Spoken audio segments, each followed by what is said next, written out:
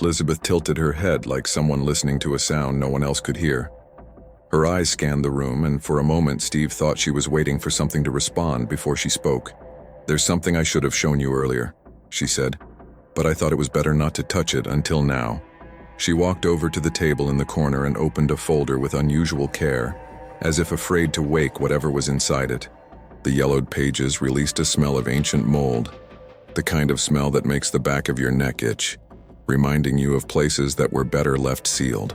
Black and white photographs showed objects not on display, objects that never should have been taken out of their boxes. In the middle of them was a copy of a page torn from a book. No title, no date, just lines written in archaic Norwegian and an entire margin filled with quick notes. A drawing took up nearly the whole page, a tight circle of symbols around a tall jar. Lines rose from its opening looking like strands of smoke or something else. Elizabeth kept her finger hovering over the drawing without touching it, as if the paper might burn. "This came in with the shipment that arrived last month," she said quietly. "No one on the team wanted to catalog it. They said it was probably for theater, a stage prop. I don't know. Truth is, nobody wanted to spend too much time looking at it."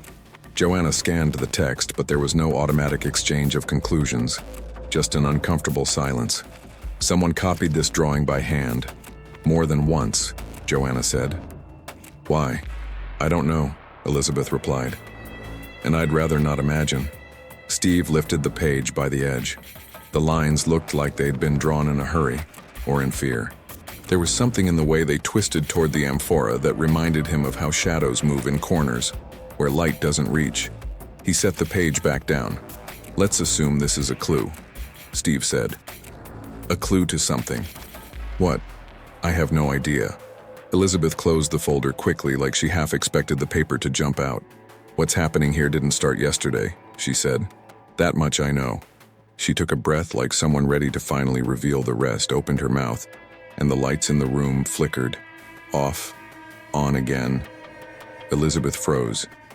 "That hasn't happened since that night," she whispered.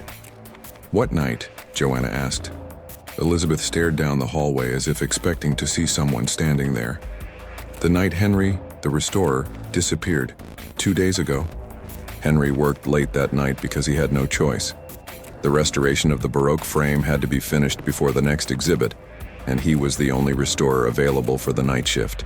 The workshop was in the back of the museum, isolated by long hallways. In the stillness of the early morning hours, the place felt bigger than it really was. He leaned in over the frame, lighting up the details with the adjustable lamp. He picked up a fine brush and took a deep breath before applying the resin, when a sharp sound suddenly echoed through the hallway, like something hitting metal. Henry lifted his head, the muscles in his neck tensing. He waited a few seconds. Nothing. He went back to the brush. Then came another sound, this time closer. Something vibrating, a soft creak, like a sword scraping against wood. Henry dropped the brush and turned off the lamp. The workshop was left in a bluish, dim light. He pulled a flashlight from his pocket and turned it on. The bright beam cut through the room. The boxes were in the same place. The tools hadn't moved. The air felt colder than before.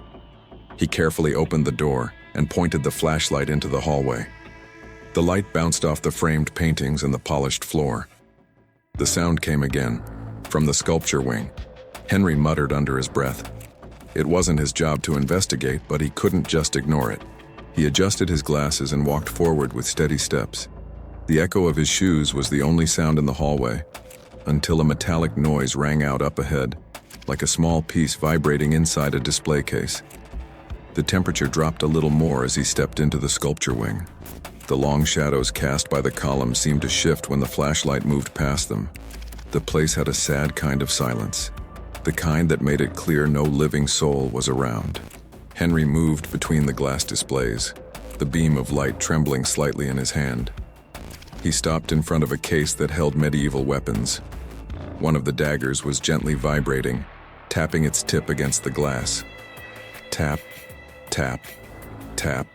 Henry touched the glass with his fingertips. The vibration got stronger for a second, then stopped. He took a step back, startled. No one was allowed in that room after 8 p.m. The sound of dragging metal started up again in the next room. Henry felt his stomach tighten. He walked to the divider and turned into the armor gallery. The air was even colder there. The security lights cast a cold gleam over the standing suits of armor. Some shadows on the floor looked like they moved as he walked, but froze when the flashlight beam hit them. Something rushed between two suits of armor. A pale shape, with no clear outline, like a figure made of white smoke. Henry blinked, convinced he had imagined it. He pointed the light at the spot, but found only polished steel and motionless mannequins. His throat went dry. He thought about turning back, but his feet pushed him forward, as if on instinct. The figure appeared again, farther ahead, crossing the hallway with unnatural speed. It made no sound, but it left a chill in the air that hit Henry's face like wind from an open tomb. He took 2 steps and the flashlight beam caught something else. A strange reflection on the wall. 4 vertical marks like wide scratches, deep enough to cut through fresh layers of paint. He brought the light closer and saw the edges were white, clean, with no dust. They looked like they had been made that very night. The metallic sound returned behind him. Henry turned quickly, but the flashlight flickered for a moment, blinking twice before stabilizing again. The pale figure was standing in the hallway, just a few meters away. No face, no clear shape, but undeniably human in height. It trembled like a bad image on a TV screen. Its body vibrated in an uneven way as if it were being pulled in every direction at once. An intense cold shot through Henry's chest, as if he had been plunged into a tank of freezing water.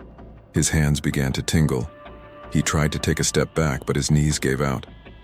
The flashlight hit the floor, rolling until it stopped near a column.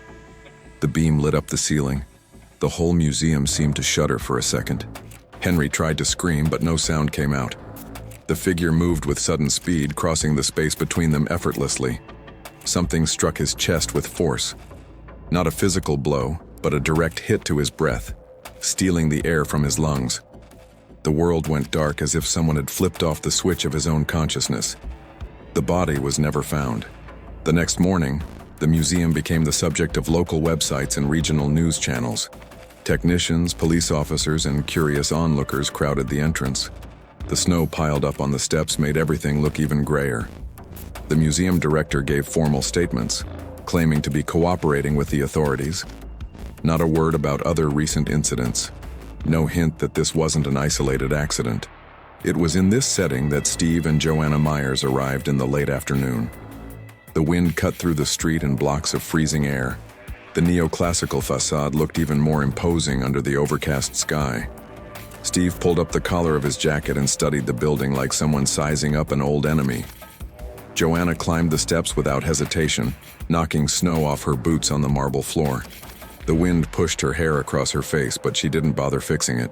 She hugged the folder of reports against her chest and pressed the side doorbell meant for authorized visitors. The door opened a few seconds later. Thomas, the senior guard, filled the doorway with his tense body and tired eyes. His face had deep lines and his uniform showed signs of heavy use. He looked at the two as if deciding whether it was worth letting them in. "You're the Myers siblings," he said, not hiding his suspicion. "Thought you'd take longer." "Traffic cooperated," Steve replied. "Can we come in?" Thomas stepped back and nodded. The inner hall was even colder than the street. The air there carried a heavy silence. Joanna noticed a distant creak, the faint vibration of something metallic in some hallway. Thomas pretended not to hear it. Elizabeth Green waited near the inner reception desk. Her eyes showed sleepless nights. She held a clipboard full of notes and looked far more nervous than someone used to working with archives and history.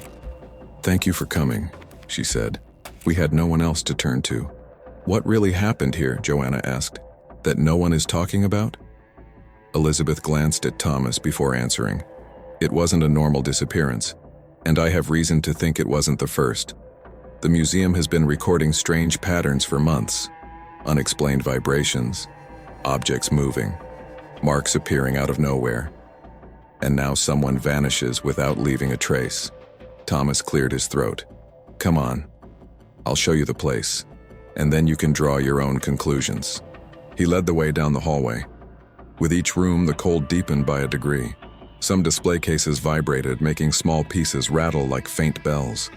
The museum felt frozen in time, but with a hidden life trying to push through the objects. When they reached the armor gallery, the silence tightened the pressure in the visitors' chests. Steve noticed the scratches on the wall. Joanna touched the glass of a display case that trembled softly. Thomas stared at the floor with the look of someone who had seen this more times than he would ever admit. They didn't know it yet, but this was only the invitation. The museum had much more to show before the night was over. Thomas led the trio through the hallways like someone choosing each step carefully, so as not to wake an entire house. His expression held equal parts discomfort and irritation. His eyes avoided meeting Steve and Joanna's, as if afraid that any eye contact might open an internal door he was trying hard to keep shut. "Let's start properly," Joanna said as they walked through the old maps gallery. "We need you to clearly describe what happened in the days leading up to the technician's disappearance." Thomas stopped, took a deep breath, and wiped the sweat from his forehead with the sleeve of his coat. "I already told Elizabeth," he said. "The building's been acting strange since the start of the month. The kind of strange that doesn't fit in a report. Try anyway," Steve insisted, crossing his arms. Thomas looked around, making sure no one else was listening. Old guards used to say the museum has moods. Some nights it behaves, other nights it gets restless. Internal rules popped up over time. Don't go in after 2 a.m. Don't be alone on the 3rd floor. Never knock on closed doors. Some superstitions became official rules. That's all. That all includes display cases vibrating without any wind, Steve pointed out. Thomas looked away. "The building's old." Joanna stepped forward, eyeing him like someone inspecting a broken object, trying to figure out where the flaw was. "What are you really hiding?" He opened his mouth to respond, but a different sound cut through the hallway. A door opened at the far end, and someone appeared in a hurry, wearing a bouquet of apologies on his face. "My guests have arrived and I haven't even welcomed you," the man said, raising his hands in a welcoming gesture. "Apologies for the lack of formality. I'm Edward Morgan, the museum's director." Morgan was tall, soft-spoken, and confident in posture. He wore a well-fitted suit and had the kind of smile trained for gala events. Nothing about him seemed out of place. Nothing seemed dangerous. The only odd trait was a paleness too sharp for someone claiming to have spent the whole day in meetings. "Pleasure," Steve said, shaking his hand. "Elizabeth told me you and your sister were helping," Morgan continued. "I don't like drawing attention to internal incidents, but this case calls for caution. The museum has been vandalized before, and the press loves to blow things out of proportion." "Doesn't seem like vandalism," Joanna noted. "I agree," Morgan replied with an overly calm tone. "Some guards swear they hear footsteps where no one's around. Others talk about shadows chasing them. I think they've spent too many nights inside these walls. Places with a heavy history tend to mess with the mind." His eyes met Thomas's for a second. Thomas looked away like someone who had just caught a glimpse of a familiar abyss. "And what about the technician's night?" Steve asked. Morgan took a deep breath. "I've heard 2 versions. One says he was restoring newly arrived pieces. The other claims he wandered into places he shouldn't have. There are reports that some staff believe certain mummies recently put on display shift positions at night. Nonsense, really. This museum is a magnet for absurd stories. "The mummy that's supposedly been moving," Joanna asked, "has it been removed from the collection?" "It's being held in the conservation section," Morgan replied. "No one touches it without authorization. You can check for yourselves later." He smiled, but there was too much tension behind that smile. "If you need anything, come directly to me. I want full transparency." And with that, he walked off with light steps, leaving a cold trace of cologne in the air. Thomas remained still, as if the floor had locked his feet in place. "Does he always talk like that?" Steve asked. "Always," Elizabeth replied, appearing from a nearby room with a stack of reports. "But today he seems more tense than usual." She adjusted her glasses and opened the papers. "I pulled some documents that might help. Old security reports, restoration notes, records of recent artifacts, and the building's energy logs." "Nothing on Morgan," Joanna said. "He's the director," Elizabeth replied. "He rarely shows up in the records. He prefers working from home or in his private office." Joanna didn't answer. She flipped a page and saw disconnected numbers. "Power outages?" Exactly, said Elizabeth. Recurring fluctuations for the past 2 weeks, always at night, always in the same wings. It looks like an electrical pattern, but the tech team found no faults. We also have notes from restorers who heard strange noises, including Henry. He sent 2 messages to the supervisor before disappearing. He mentioned metallic noises coming from the armor wing. We already know those sounds are real, Steve said. Anything else? Joanna asked. Symbols, said Elizabeth, showing a thin folder. Some scribbles on wood fragments that came in with an old shipment. Nordic runes and markings that look ritualistic. The restorer who examined them thought they were fakes, but I'm not so sure. The symbols were dark, almost burned into the wood.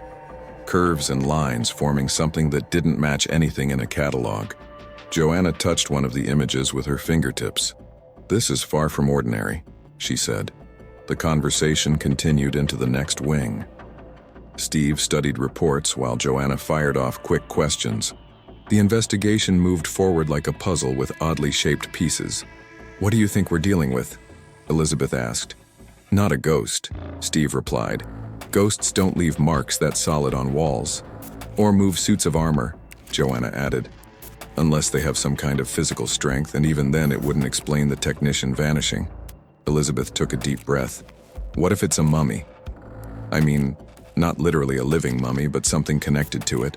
A lot of museums have stories about objects with bad history. Maybe something came in with the new shipment. Steve gave a short laugh through his nose.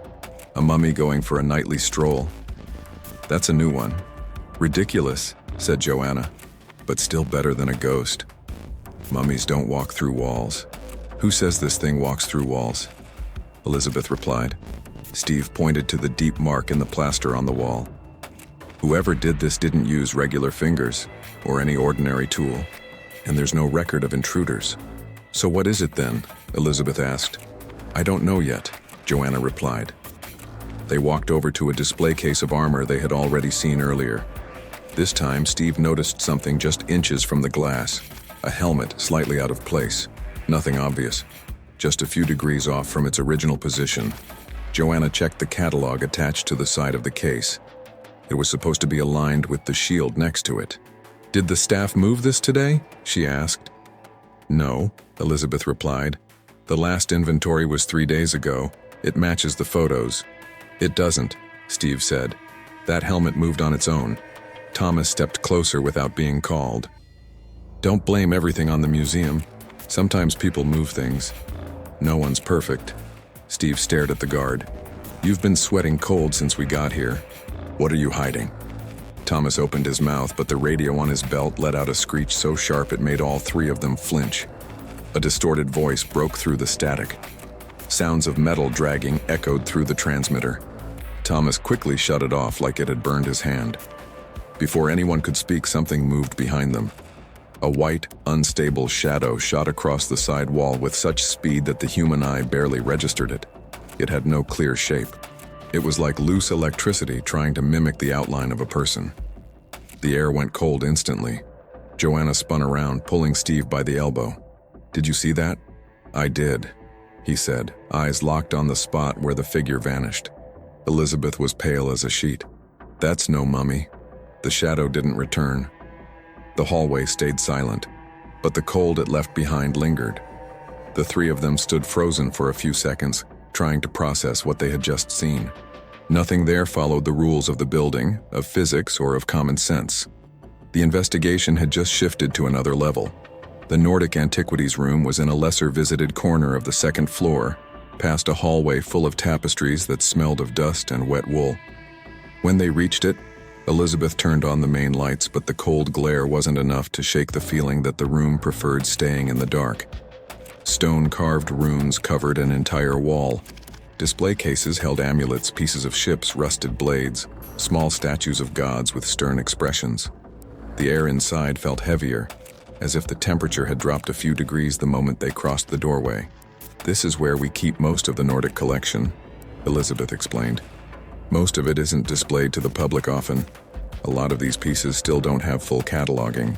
Joanna set her backpack on the floor and pulled out a small kit of equipment, a digital recorder, an electromagnetic variation detector, an infrared thermometer. She turned on the detector, which answered with a short, steady beep. "Let's do this right," she said. "First we check the environment, then you show me everything that looks out of place." Steve moved closer to a display case filled with small engraved metal discs. The glass reflected his face in a warped way. Something in the reflection didn't follow the movement of his eyes. He blinked, and the reflection copied him a moment late. A chill ran up his back. The detector in Joanna's hand beeped loudly for a second and died. The light went out. The recorder shut down. The thermometer froze at the same number as if the air had solidified somewhere inside the device. "It's not a battery issue," Joanna said quietly. "I tested everything in the car." The ceiling lights flickered twice. The sound of the ventilation system grew louder, then vanished. The silence left behind wasn't the controlled silence of a museum. It was a kind of silence that felt like it was taking the place of something that should have been there. From the hallway came a brief whisper, a string of sounds that didn't form any words they recognized. A harsh language, full of consonants. "You heard that?" Steve asked. "That wasn't the air," Elizabeth said. The system shut off. The whispers returned, this time closer, coming from a spot between two display cases. The words were still incomprehensible, but the tone was almost like a prayer. Steve stepped forward slowly. When he passed in front of a case holding a darkened iron crown, the glass shuddered as if something had tapped lightly against the inside. Other display cases began to vibrate. First one, then another, as if an invisible wave had passed through the room. Small metal pieces clinked. One of the glass panels groaned, threatening to crack. The whisper grew louder for a moment, then stopped, leaving only the sound of their breathing as the only living thing in the room. That's when they saw the shadow. It flickered in the corner of Steve's vision near the ceiling, like someone tall had passed too quickly in front of the light. The shape looked like a man, but it wouldn't hold. It was like a poorly projected ghost, an image trying to stay inside a body that no longer existed. When he turned to face it directly, there was only the glow of the lights reflected in the glass. "Ghost," Steve muttered, annoyed. "Now we've got a ghost." "Ghosts don't shut down equipment like that," Joanna whispered. "At least not the kind we know." Elizabeth was looking around, clutching her notebook to her chest. "This started a few months ago," she said. At first it was small objects moving in the inventory, then lights flickering at odd hours. Now we've got vibrating cases and people disappearing. Steve walked up to a dark wooden panel fixed to the wall. The runes carved into it were arranged in rows. In the middle of them, a split cut across the design. An old-looking crack, but the edges were too clean. It didn't look like natural wear. It looked like a cut. He touched his face, running his fingers across the old scar on his eyebrow. For a moment, he didn't see the panel in front of him. He saw something else. He saw a dark garage, blood dripping from his father's chin, the smell of gasoline and sulfur, the desperate shine in his father's eyes when he said that some things couldn't be fixed, only contained. His chest tightened. Steve stepped back, breaking the memory. The panel was just old wood with runes again, but the crack was still there, like a wound someone had tried to cover with a layer of varnish. "Steve?" Joanna called. "I'm fine," he said. "Just had a déjà vu."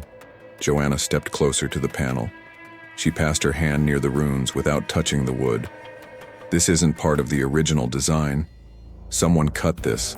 Doesn't look like an accident. It's like something was opened and then closed again in a hurry. We have documentation on this panel," Elizabeth said, already flipping through a folder. "It came from a dismantled temple in Norway, part of a larger set. Here." She showed them an old black and white photo. "No crack. Then someone tampered with it after it got here," Joanna concluded. Elizabeth tilted her head, thinking, "There's more. I found something this morning in the restricted archive. Until now, I wasn't sure if I should show you, but after what we just saw, I don't think it makes sense to hold it back anymore." She led them to a table in the corner of the room and opened another folder, this one filled with yellowed pages and photos of objects not on display. In the middle of the material was a copy of a page from an old book. The text was a cluster of words in archaic Norwegian, with English notes scribbled in the margins. A drawing took up half the page, a circle of runes surrounding an amphora. Lines rose from the amphora's opening, showing something coiling and being pulled down into it. "I found this with the Nordic shipment," Elizabeth explained. The translated title would be something like Spirit-Seizing Ritual, an amphora as a container, binding runes around it. The text talks about interrupting crossings between worlds. I thought it was a myth or part of a staged ritual, so I archived it with reference material. Joanna scanned the notes. "This is more than myth. This is a manual. In any case," Elizabeth continued, "we don't have any Nordic amphora with these features on display. If it exists, it's in storage. I haven't found it yet." Steve looked at the drawing again. The sketch of the spirit being pulled in felt disturbingly familiar after seeing the shadow flicker on the ceiling. "For now, let's treat this as a lead," he said. "But we're not jumping straight to the conclusion that someone is performing real rituals in here." Joanna closed the folder.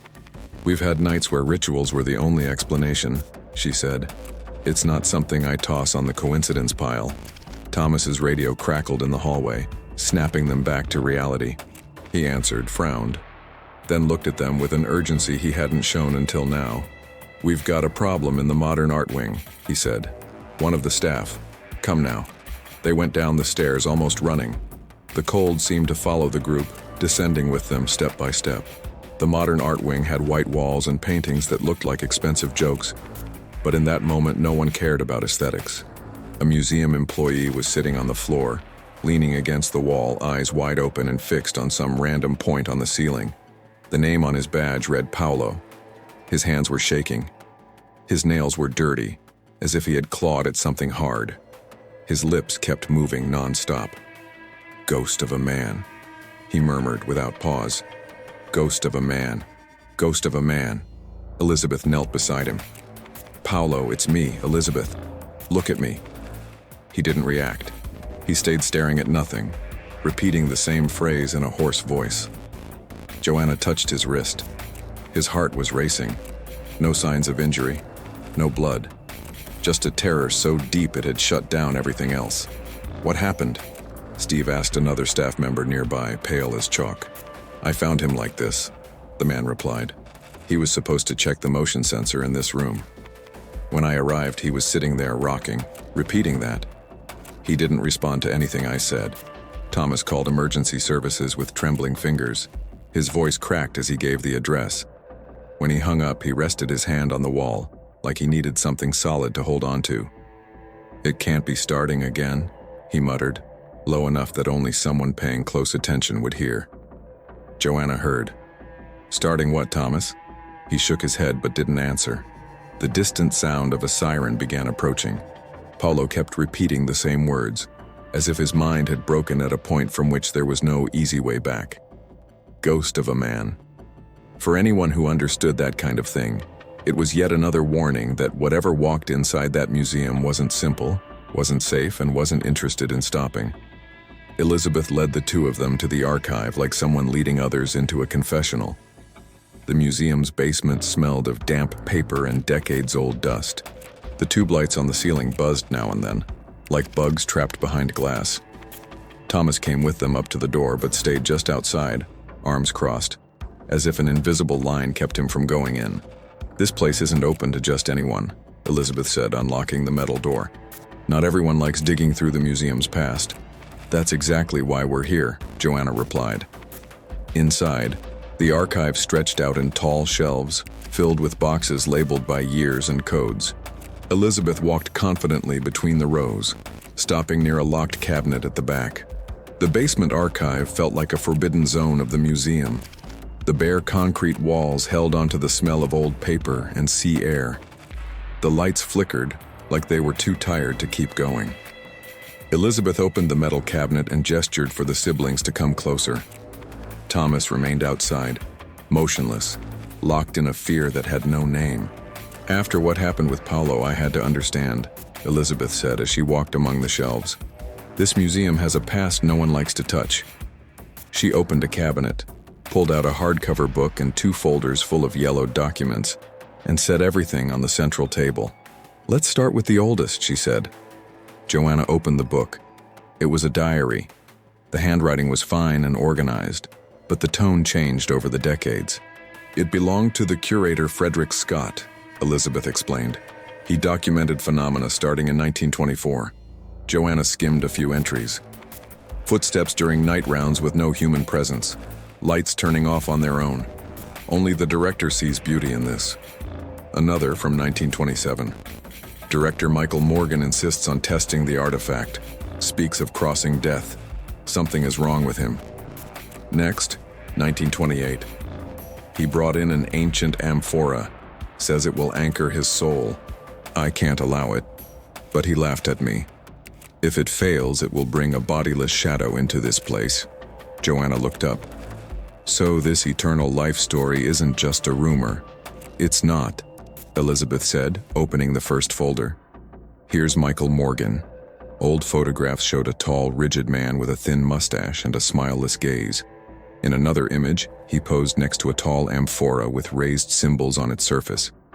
This man tried to transcend the body, Steve said, and he failed. Officially, he died in 1928 of a heart attack, Elizabeth explained. No explanation for the burned marks on the floor, or for the amphora's disappearance days later. Joanna flipped through a few more photos, and the current director, Edward Morgan, claims to be his grandson. Elizabeth nodded, though her expression was unsure. Edward avoids talking about his grandfather. Says those stories are exaggerated. Steve bit the inside of his cheek. The resemblance between them is way too strong to ignore. Coincidences don't go that far. Joanna closed the diary with a firm gesture. But there's nothing that directly connects them. Not yet. Elizabeth opened the second folder. Inside were diagrams copying Nordic symbols, along with a drawing of runes surrounding an amphora. I found this with the Nordic shipment, she explained. A ritual called Binding of Walkers Between Worlds. It's incomplete, but the concept is clear enough. The amphora traps a soul that's been separated from the body, keeps it from crossing to either side. Steve stepped closer. Traps. Doesn't purify, doesn't free, just holds it. Exactly, Elizabeth said. If Michael tried to use this to become eternal, he might have separated from his own flesh and gotten trapped in the building. Neither alive nor dead, Joanna murmured. Thomas's radio crackled behind them. The door was open just enough for his head to appear. You've seen what you needed, he said. Don't stay in there any longer. Steve took a step toward him. Thomas, you know what happened back then? Tell us the truth. The guard looked away. I can't. Not again. The radio crackled once more. Static turned into a voice, low, firm, and clear. Thomas. He went pale. His hand shook so much he almost dropped the radio. He doesn't want you here, the guard muttered. Nothing good comes out of S3. Joanna narrowed her eyes. What's in S3? Thomas shook his head and stepped back. Nothing the living should see. He walked off quickly as if running from something. Elizabeth opened another folder containing old blueprints of the building. S3 storage has been here since before the museum, she explained. It was originally a containment chamber in the foundation, later renovated and hidden in the newer maps. Only directors and security have access. Joanna studied the map. And the seal? It's down there, Elizabeth said. Below S3, a plaque with the same symbols from the ritual. Steve looked at the blueprint. The perfect place to hide what's left of a failed ritual. Elizabeth took a deep breath. Edward doesn't like people talking about that room, but after today I think he'll allow access. She was right. Hours later, the three were called to the director's office. Edward greeted them with a polite smile, hands folded on the desk. The room had photos of him with politicians and philanthropists, framed diplomas and newspaper clippings. I heard about the recent incident, Edward said. I hope you're not blaming everything on ghosts. Joanna crossed her arms. Your grandfather left plenty of chaos behind, including an attempted forbidden ritual. Edward sighed. Michael was obsessed, but he died. That's all that matters. The museum needs to focus on the present. Steve studied his face, expression by expression, and the present includes attacked staff, old markings, and strange noises in the structure. Edward opened a drawer and pulled out a dull metal key. If you believe S3 holds answers, I'll allow access, accompanied by me or Thomas, depending on availability. I'm not afraid of transparency. He placed the key on the desk. I just want you to be fair, the director said. If you find something that proves all this is just superstition, let me know as well. Joanna picked up the key. We'll report whatever turns out to be true. The basement was already quiet when they went down. The hallway leading to room S3 had lights too dim to be useful. The air felt heavy, like it carried decades of trapped breath. The door to S3 was massive, with deep scratches around the lock. The metal looked far too old for a modern building. Joanna inserted the key. The click echoed far, like it had called out to something asleep. The door opened. The air inside was colder than the rest of the basement. It felt like it came from somewhere older than the museum itself. The walls bore marks where chains had once been removed, and the floor showed a circle of cracks, like something had slammed down with impossible force. Elizabeth stepped in. This is where they keep sensitive objects, she explained. But there's something more. In the corner, resting on a dark pedestal, was an amphora. Tall, heavy, engraved with symbols. The ritual amphora, Joanna said. The same one from the photo of Edward's grandfather. Steve passed his hand near the symbols. And the seal? Elizabeth pointed to the center of the room. On the floor lay an ancient stone slab, carved with the same runes from the diary. The same crack from the Nordic panel was here too, cutting straight through the main symbol. A fresh crack. Steve shivered. This is about to open. Joanna knelt to examine the slab. And when it does, something trapped down here is going to get out. The ceiling light flickered. A shadow swept across the wall, the same pale figure from upstairs, flickering like a distorted image. A rush of cold air passed through them. Steve reached for his weapon, but the shadow vanished. Silence returned, but now it carried something alive with it. Something was moving in the building, like every wall was breathing old fear. Joanna touched the crack in the seal. It's not open, she said, but it's close. And the entire museum seemed to know it. The basement seemed to bear the weight of an entire century in that moment. The walls held the tension like they were waiting for a signal. The ceiling light flickered with an uneven pulse. Steve, Joanna, and Elizabeth moved down the narrow hallway leading to S3. The cold arrived first, slicing through the air like a sheathed blade. Joanna gripped the circle of salt she had prepared in her pocket. Steve held a metal rod and the silver gun. Elizabeth carried the notebook filled with hand-copied runes from the old archives. The key Edward had given them felt heavy in Steve's pocket, like a warning. When they reached the S3 door, they heard a sharp sound, like stone giving way. The floor vibrated faintly. The crack in the seal, which they had seen hours earlier, now looked alive. Thin fractures spread across the stone like dark roots. It's happening, Joanna said. Now. Steve unlocked the door and pushed it open. The air that poured out was biting, as if the room itself were made of pure winter. The light burst in a flash, then returned dim, unable to light the whole space. The amphora stood on the pedestal, imposing, its symbols glowing like blue embers. A sound rose from the floor. It wasn't a voice or wind, but something in between.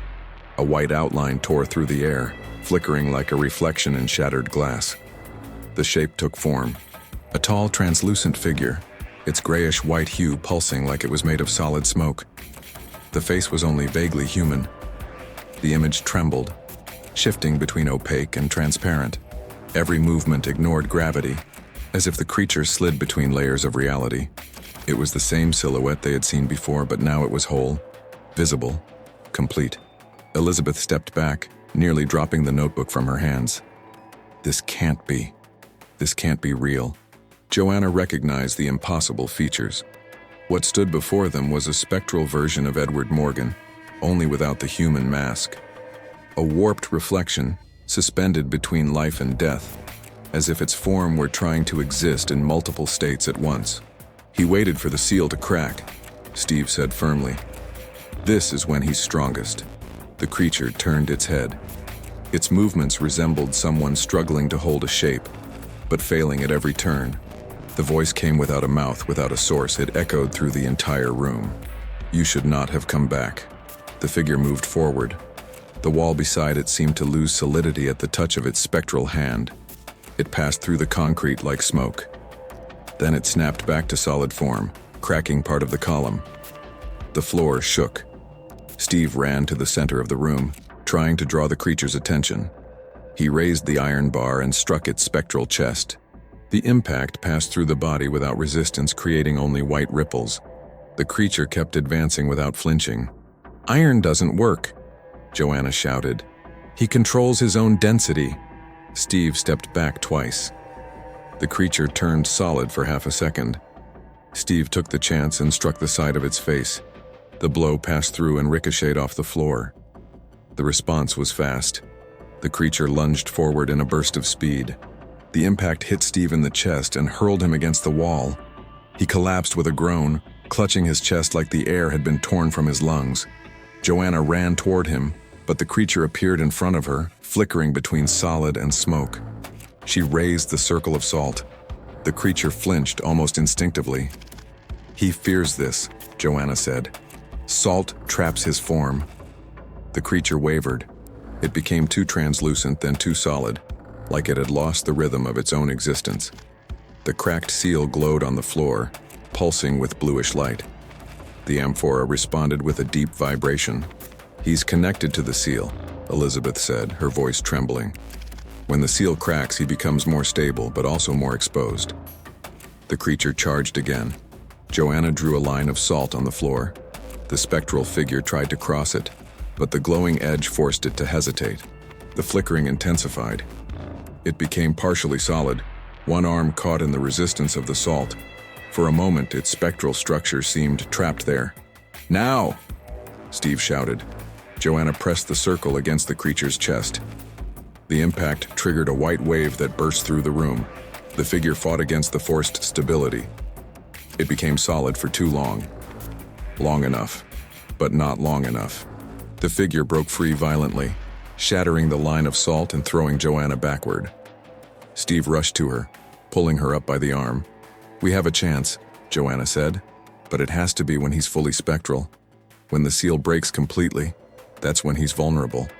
It's like trapping smoke in a bottle. It only works once the smoke is fully loose." Elizabeth opened the notebook. "The runes. We need the runes. And he has to be unstable when the seal breaks. That's the weak point." The creature advanced again, faster this time. Steve raised the silver gun and fired. The bullets passed through the spectral body, turning into white shards of light that scattered in the air. The creature hit the floor and vanished. It reappeared behind Elizabeth. Steve ran. Joanna threw salt into the air. The creature hesitated again. The seal's stone plate let out a sharp crack. A new fracture opened, like a silent thunderclap. The spectral form recoiled in pain. Its entire body flickered. Its structure turned into vibrating mist. The seal was giving way, pulling the creature toward the center of the room. "He goes fully spectral at this point," Joanna said, getting to her feet. "That's when we can trap him. We'll use the amphora." Elizabeth began to recite the runes, her voice shaky but steady. The creature screamed. The sound reverberated through the metal, the stone, and the air. Steve gripped the amphora's lid, waiting for the signal. Joanna ran to the central circle, spreading the last of the salt around the seal's crack. The creature was being pulled in, caught between existing and dissolving. Its form tried to turn solid again, but the broken seal pushed it back into its pure state. Spectral vapor. Living smoke. Absolute instability. It was the exact moment. "Steve!" Joanna shouted. "Now!" Elizabeth raised her voice, finishing the rune chant. The crack glowed. The creature was shoved into the circle, drawn by its own connection to the amphora. The solid smoke twisted, trying to grasp walls it could no longer touch. Steve slammed the lid shut. A dull impact echoed. The room went silent. The amphora stopped vibrating. The spectral form vanished. Joanna exhaled deeply. Steve leaned on his knee. Elizabeth let the notebook drop to the floor. The creature was trapped, but the seal remained cracked, pulsing like a sick heart. The threat wasn't over. Not in that museum. Not that night. The silence that filled the basement after Edward Morgan's containment didn't feel natural. It was a heavy silence, made of tension held in place. The three of them were still catching their breath, surrounded by the echoes of the fight and a cold that refused to fade. The amphora sat quietly on the pedestal, unmoving, but the air around it felt locked in a sick kind of anticipation. The seal on the floor was still cracked, pulsing in slow intervals like something was breathing through the stone. Thomas arrived with unsteady steps, guiding two paramedics. His eyes were red, and his face showed he didn't want to see what he was about to find. When he saw the room, the glowing cracked slab, the pedestal holding the silent amphora, his legs gave out. One of the paramedics caught him before he could fall. "It's over," Steve said, trying to sound calm.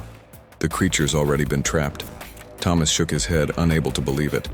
The paramedics led him away, whispering words of comfort. The guard was leaving the museum like someone who had seen more than the mind could hold. Elizabeth watched it happen with a heavy expression. She looked exhausted, but there was a steadiness in the way she stood, like she understood the work wasn't done yet. Joanna stepped closer to the seal. The crack was wider now, and the bluish light seemed to leak into the air like cold mist. She touched the edge carefully. The vibration ran up her arm. "I don't like this," she said. "He's been trapped, but the seal didn't respond. It should have closed. It should have stabilized." Steve stepped up beside her, eyes fixed on the fracture. "Maybe it's too damaged," he said. "Maybe that old ritual broke the balance of this place."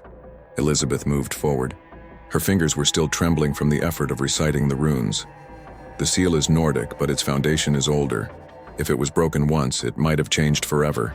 Even with Morgan out of the picture, there could still be a connection between the axes. The entire museum feels like it's built on that." Steve took a deep breath. The air felt colder by the minute. "Let's go upstairs," he said. "There's nothing more we can do here."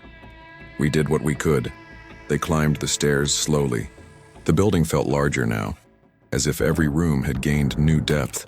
The lighting was dim, and the sound of their footsteps mixed with strange vibrations rising from the foundation. The museum was too quiet. There were no voices from staff, no distant echoes from cleaning crews. Elizabeth walked beside the siblings. Her breathing was fast but steady. "I need to thank you," she said. "Most people would have left after the first night. You stayed, even knowing the museum didn't want anyone here." Joanna gave a brief smile. Whatever's trapped here now has one less reason to do harm. But Steve wasn't convinced. The weight in his chest kept growing, along with the feeling that this victory was just the surface of something bigger. He knew that feeling well. It always came when something felt resolved too soon. When they reached the ground floor, the front lobby was empty. No guards, no visitors, no maintenance sounds. The lights looked dimmer than usual. The fog outside the window was thicker, and the snow was falling in larger flakes. Joanna looked around. "The museum feels abandoned," she said. "It's protecting itself," Elizabeth replied. "Places like this know how to shut down when something shifts in their structure." Steve glanced at the main door. "Let's get out before the building decides to trap us in." Elizabeth grabbed her coat and walked with them to the exit.